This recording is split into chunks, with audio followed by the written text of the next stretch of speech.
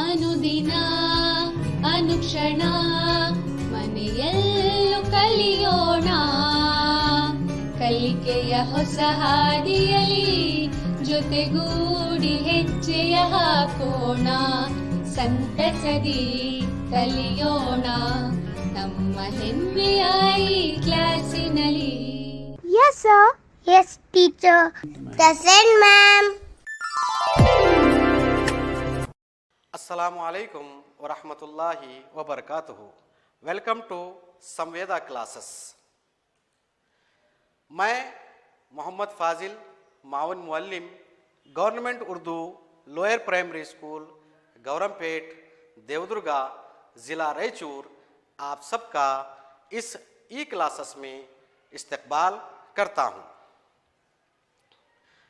प्यारे बच्चों, आज हम जमात हफ्तुम की उर्दू दरसी किताब से जंगे आज़ादी नामी सबक पढ़ेंगे, जो कि आपकी दरसी किताब में सबक नंबर 4 और सफ़ा नंबर 25 पर मौजूद है।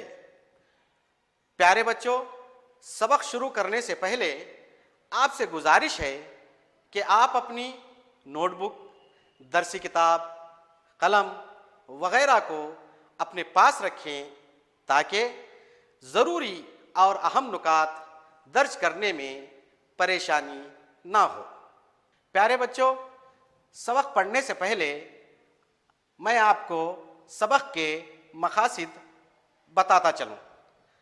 सबक के मकासिद तलफ़्फ़ुज़ का ख्याल रखते हुए हम सबक को पढ़ेंगे, आसान क़वायद को समझेंगे, जंगे आज़ादी की तारीख़ को जानेंगे, सबक के अहम नुकात को ज़हीन नशीन करेंगे और साथ में अपनी बयाज़ों में नोटबुकों में लिखेंगे। प्यारे बच्चों, ज़रा देखिए, इस तस्वीर को ज़रा गौर से देखिए। क्या आप बता सकते हैं कि इस तस्वीर में नज़र आने वाले कौन हैं? हाँ, बहुत अच्छे, आपने बिल्कुल सही जवाब दिया। ये सुभाष चंद्र बोस हैं। ये मुजाहिद आज़ादी सुभाष चंद्र बोस हैं। सुभाष चंद्र बोस, क्या आप जानते हैं सुभाष चंद्र बोस की पैदाइश 23 जनवरी 1897 में हुई। आप नेताजी के नाम से मशहूर हुए। जंग आज़ादी से मुताल्लिक़ आपका एक वाक़या काफ़ी मशहूर है। आप एक बार जापान के किसी मदरसे में 5वीं जमात के बच्चों से मुखातिब थे, खिताब कर रहे थे, बोल रहे थे, उनसे बात कर रहे थे। इस दौरान आपने बच्चों से सवाल किया कि वो किस भगवान की या खुदा की इबादत करते हैं। बच्चों ने जवाब दिया कि हम भगवान महात्मा बुद्ध की इबादत करते हैं। इसके बाद आपने बच्चों से पूछा कि मान लो अगर आपके भगवान महात्मा बुद्ध अपनी फौज के साथ अपने मुल्क पर हमला कर दे और आपके मुल्क पर कब्जा कर ले और आपको अपने ही मुल्क से बाहर निकाल दे, तो उस वक्त आप क्या करेंगे? बच्चों ने एक आवाज में कहा, इस वक्त हम अपने मुल्क की हिफाजत के लिए अपनी जानों की कुर्बानियां देंगे और अपने भगवान महात्मा बुद्ध से जंग करेंगे। सुभाष चंद्र बोस 5वीं जमात के बच्चे, नन्हे बच्चे 5वीं जमात के बच्चों की हुब्बुल वतनी से बेहद मुतासिर हुए और उनके मुल्क पर मर मिटने के जज्बे से भी काफ़ी मुतासिर हुए। अजीज़ बच्चों, अब हम अपने सबक की तरफ चलते हैं। आज़ादी इंसान का पैदाइशी वो बुनियादी हक है। ग़ुलामी की तारीख़ जितनी कदीम है, कदीम यानी पुरानी है, इतनी ही कदीम आज़ादी की तारीख़ है। हर ज़माने में ग़ुलामी के ख़िलाफ़ आज़ादी की सदा बुलंद हुई है, यानी सदा बुलंद हुई है, यानी आवाज़ बुलंद हुई है। सदा माने आवाज़ है, गूंज है, और उसका एक हम आवाज़ लफ्ज़ भी है सदा, सीन दाल अलिफ सदा, यानी हमेशा। सदा, ये एक माने ही आवाज, गूंज, और सदा है यानी हमेशा। आजादी के मतवाले यानी आजादी के चाहने वाले हमेशा से जद्दोजहद करते रहे हैं। जद्दोजहद करना यानी कोशिश करना, करते रहे हैं। इस सिलसिले में सबसे कदीम यानी सबसे पुरानी मिसाल हमें सल्तनत रूम के एक गुलाम स्पार्टिक्स से मिलती है। उस वक्त से आज तक उसकी कड़ियाँ चली आ रही हैं। हिंदुस्तान की जंग आज़ादी जो अंग्रेज़ों के खिलाफ लड़ी गई, इससे मुताल्लिक़ चंद मालूमात इस मजमून में के ज़रिए हम हासिल करेंगे ताकि हमें मुल्क की तारीख़ से आगाही हो और हम में जज्बे हुब्बुल वतनी यानी वतन से मोहब्बत का जज्बे हुब्बुल वतनी बेदार हो। मुगलिया सल्तनत ने 1526 यानी 1526 से 1707 यानी 1707 तक हिंदुस्तान पर हुकूमत की। इसके बाद दो बदेसी ताकतें, बदेसी यानी गैर मुल्की ताकतें बज़ाहिर तिजारत की गर्ज से हमारे मुल्क में दाखिल हुई, लेकिन इनका मकसद और ही था। वो बदेसी इंग्लिस्तानी और फ्रांसीसी थे। 1739 में नादिर शाह का हमला हुआ जिससे मुल्क में तबाही हो गई। बच्चों, जरा इस तस्वीर को गौर से देखिए। क्या आप जानते हैं कि इस तस्वीर में नजर आने वाले कौन हैं? हाँ, देखिए मैं बताता हूं। नादिर शाह, इस तस्वीर में नजर आने वाले बादशाह हैं नादिर शाह। नादिर शाह कौन था? ये एक ईरानी बादशाह था। मुगलिया सल्तनत की बदइंतजामी और अंदरूनी जो बदअमनी थी, जिसे नादिर शाह ने फायदा उठाया। नादिर शाह को हिंदुस्तान पर हमला करने का मौका मिला और बिला आखिर 1739 में यानी 1739 में हिंदुस्तान पर हमला करके तबाही मचा दी। और साथ साथ 1761 में अहमद शाह अब्दाली ने मरहटों को शिकस्त दी। ये देखिए, इस तस्वीर में जो शख्स नजर आ रहा है, क्या आप शख्स को जानते हैं? इस तस्वीर में नजर आने वाले कौन हैं? क्या आप बता सकते हैं? आप में से कोई बता सकता है कि इस तस्वीर में नजर आने वाले कौन हैं? कौन है ये बादशाह? का नाम क्या है? चलो ये मैं बता देता हूं। इस तस्वीर में नजर आने वाले बादशाह अहमद शाह अब्दाली है। यह भी एक ईरानी बादशाह था जिसने पानीपत की तीसरी जंग में मरहटों को शिकस्त दी। हिंदुस्तान में अंग्रेजों ने सबसे पहले अपना कब्जा जमाया और यहां पर ईस्ट इंडिया कंपनी कायम की। यह अंग्रेजी कंपनी का नाम है, ईस्ट इंडिया कंपनी, जो कायम की। यह कंपनी सिर्फ तिजारती ही नहीं थी बल्कि सियासी भी थी। अंग्रेज धीरे धीरे पूरे मुल्क में अपना जाल बिछाना चाहते थे। यहां अंग्रेज जुनूबी हिंदुस्तान पहुंच गए। जुनूबी हिंदुस्तान यानी हिंदुस्तान की वही रियासतें जो जुनूब में वाक़ हैं, जैसे कर्नाटक है, तमिलनाडु है, आंध्र प्रदेश है, वगैरह केरला है। ऐसी रियासतें जो हिंदुस्तान के जुनूब में ही, वो उनको जुनूबी हिंदुस्तान कहा जाता है। यहाँ अंग्रेज जुनूबी हिंदुस्तान पहुंच गए, लेकिन यहाँ पर शेर मैसूर हजरत टीपू सुल्तान शहीद रहमतुल्लाहि अलैह ने उनके दांत खट्टे कर दिए। दांत खट्टे करना मतलब शिकस्त दे देना, आजिज कर देना, हरा देना। ये देखिए, इस तस्वीर में कौन है? क्या आप बता सकते हैं? जी बिल्कुल सही, बिल्कुल सही, आपने बिल्कुल सही जवाब दिया। ये इस तस्वीर में नजर आने वाले कोई और नहीं, हजरत टीपू सुल्तान शहीद रहमतुल्लाहि अलैह। हजरत टीपू सुल्तान शहीद रहमतुल्लाहि अलैह का पूरा नाम फतेह अली टीपू था। आप अंग्रेजों से सख्त नफरत करते थे। आपने अंग्रेजों के खिलाफ बहुत सारी जंगें लड़ी, लेकिन मैसूरू की चौथी जंग में अपने ही गद्दारों की वजह से शहीद हो गए। आपको शेर मैसूर भी कहा जाता है। आपको क्या कहा जाता है? शेर मैसूर भी, वेरी गुड, शेर मैसूर भी कहा जाता है। आपका मशहूर कौल था, आप कहा करते थे, यानी कोई अगर कहता है तो उसे कौल कहते हैं, आपका मशहूर कौल था, गीदड़ की 100 साला जिंदगी से, यानी 100 साला यानी ये 100 साला जिंदगी से शेर की एक दिन की जिंदगी बेहतर है। आप क्या कहा करते थे? गीदड़ की 100 साला जिंदगी से शेर की एक दिन की जिंदगी बेहतर है।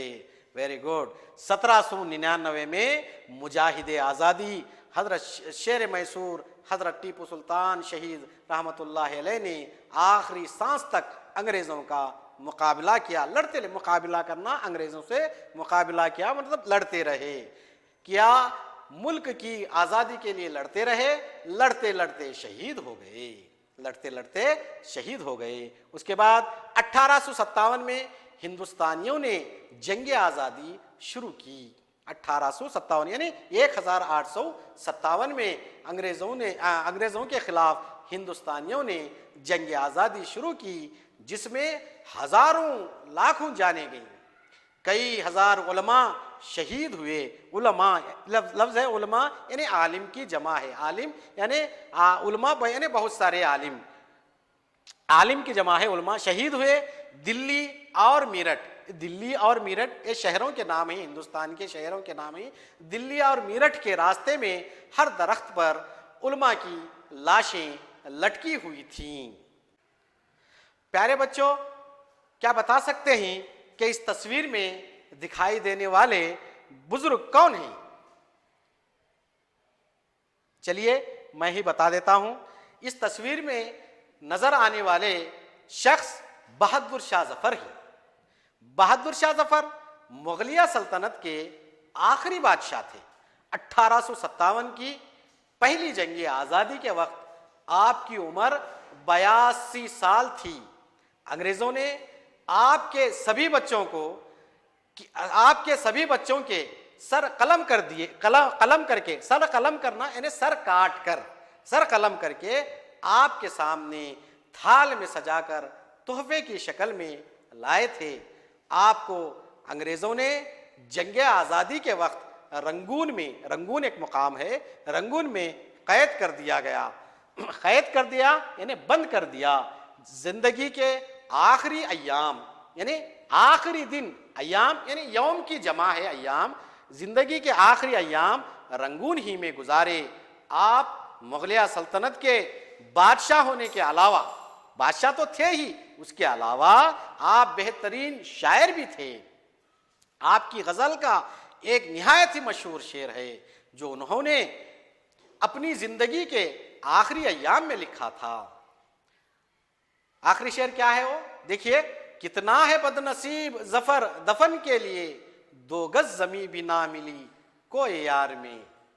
उसके बाद है इसी तरह झांसी की रानी एक बाहिम्मत खातून थी। बाहिम्मत यानी हिम्मत वाली, खातून यानी औरत, बाहिम्मत औरत यानी बाहिम्मत खातून थी। वो किसी भी हिंदुस्तानी पर जुल्म नहीं सह सकती थी, और अगर अंग्रेज किसी हिंदुस्तानी पर जुल्म करता उसका मुंह तोड़ जवाब देती। जंग आज़ादी में झांसी की रानी ने अंग्रेजों का सामना किया और जंग में बेशुमार अंग्रेजों को मौत के घाट उतार दिए इन्हें कत्ल कर दिया, मार दिए, उतारे। लेकिन अचानक किसी फौजी ने झांसी की रानी पर तलवार से वार किया, जिसके नतीजे में वो जख्मी हुए और बाद में फौत हो गई यानी इंतकाल कर गई, मर गई। उसके बाद बेगम हजरत महल और रजिया सुल्ताना ने अंग्रेजों के खिलाफ आखिरी दम तक लड़ाई जारी रखी। यानी अंग्रेजों के खिलाफ बेगम हजरत महल और रजिया सुल्ताना ने भी अंग्रेजों के खिलाफ आज़ादी की लड़ाई जारी। प्यारे बच्चों, अभी तक हमने जंग आज़ादी का पहला हिस्सा पढ़ा। अब हम सबक में आए, जितना हिस्सा हमने पढ़ा है उस सबक में आए अल्फाज और उसके मानने को जानने की कोशिश करेंगे। देखिए यहाँ पर अल्फाज है और दूसरी तरफ माने ही। अल्फाज ही मतवाले, जिसके माने ही चाहने वाले, मदहोश। जद्दोजहद ये पहले भी बता चुका हूं। जद्दोजहद माने कोशिश। जद्दोजहद ये अल्फाज है, इसके माने ही कोशिश। आगाही यानी वाकिफियत, खबर। आगाही माने है वाकिफियत है, खबर है। हुब्बुल वतनी इसे पहले भी बता चुके हैं। हुब्बुल वतनी जिसके माने ही वतन से मोहब्बत, वतन से मोहब्बत। अब इसके साथ साथ इसी तरह सबक में आए अल्फाज और उसके अजदाद को हम जानने की कोशिश करेंगे। शिकस्त जिसकी जिद है फतह, शिकस्त फतह। गुलामी उसकी जिद है आज़ादी, गुलामी आज़ादी। जंग इसकी जिद है अमन। कदीम इसकी जिद है जदीद। कदीम की जिद क्या है?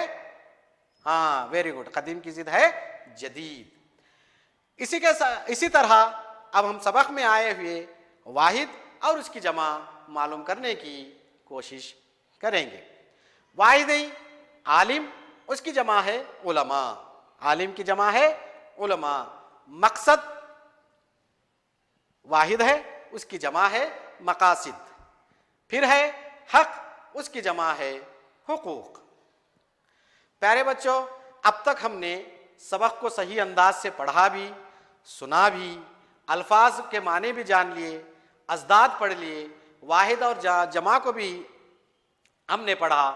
अब आपसे सबक से मुताल्लिक़ चंद आसान सवालात करूंगा। उम्मीद के आप इन सवाल के जवाब देने की कोशिश करेंगे।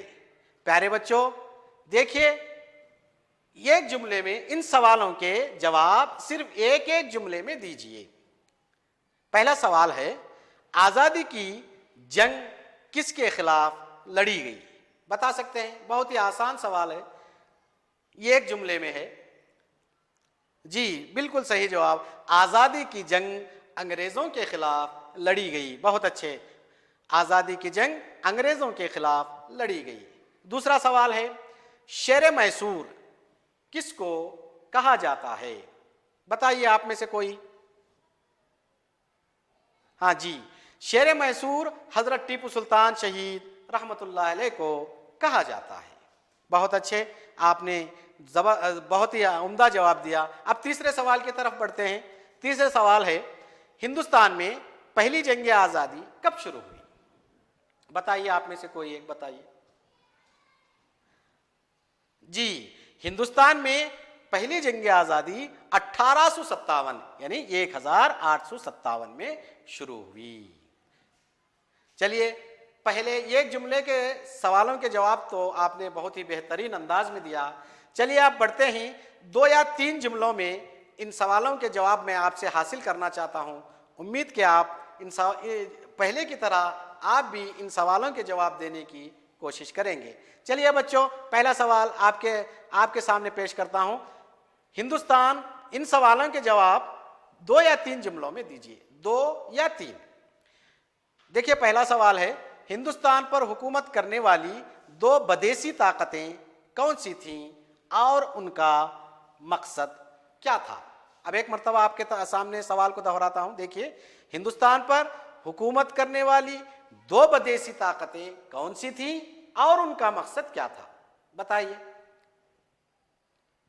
जी जी, बिल्कुल सही जवाब। देखिए, हिंदुस्तान पर हुकूमत करने वाले 2 बदेसी ताकतें अंग्रेजी और फ्रांसीसी थीं और उनका मकसद हिंदुस्तान पर हुकूमत करना था। हिंदुस्तान पर क्या करना था? हुकूमत करना था। बहुत अच्छे, बेहतरीन जवाब। दूसरा सवाल है, अंग्रेजों ने सबसे पहले अपना कब्जा कहां जमाया और क्यों?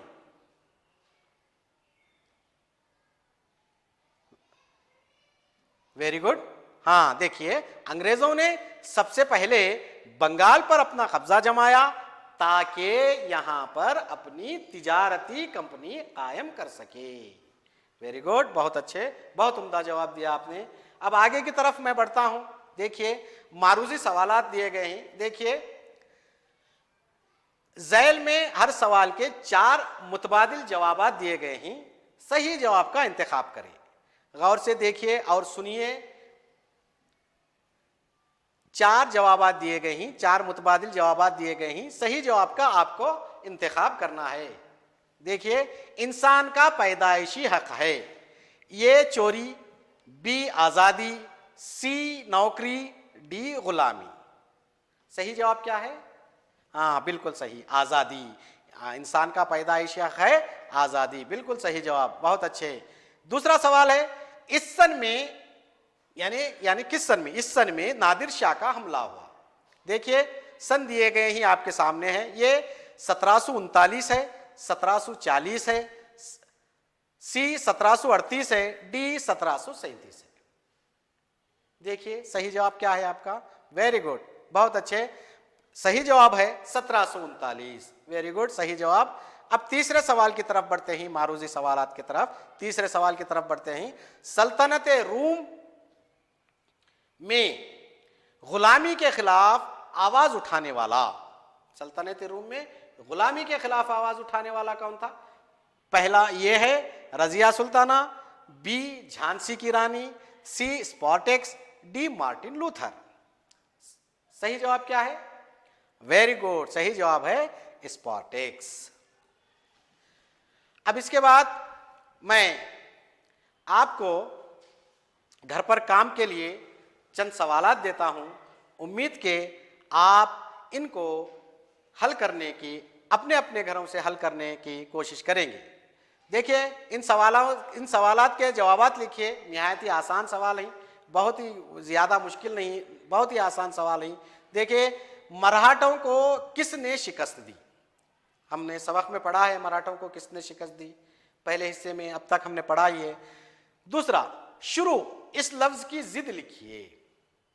इस लफ्ज की जिद क्या है वो लिखना है आपको।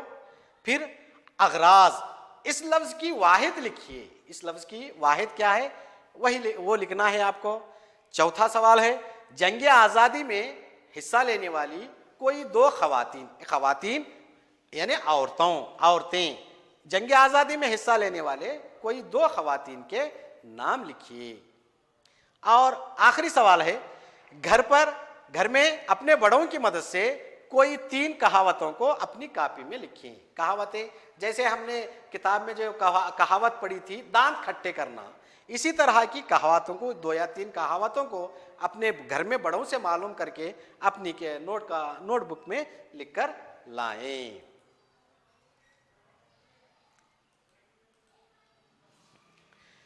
इसके बाद अमली मशक़ी तौर पर मैं आपसे एक और सवाल करूंगा। देखिए बच्चों, मान लो अगर कोई गैर मुल्की ताकत हमारे वतन अजीज हिंदुस्तान पर हमला करेगी, या फिर हम हिंदुस्तानियों को फिर से गुलाम बनाने की कोशिश करेगी, तो इस वक्त आप क्या करेंगे?